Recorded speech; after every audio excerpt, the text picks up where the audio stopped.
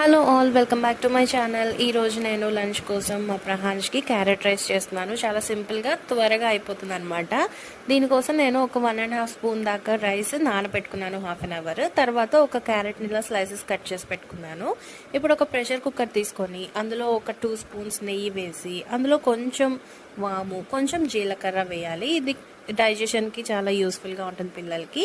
ఇది వేగిన తర్వాత అందులో స్లైసెస్గా కట్ చేసి పెట్టుకున్న క్యారెట్ని వేసేసుకొని ఫ్రై చేసి మనం ముందుగా నానబెట్టుకున్నాం కదా రైస్, ఆ రైస్ని వేసేయాలన్నమాట. కొంచెం వాటర్ ఎక్కువగానే వేసుకోవాలి.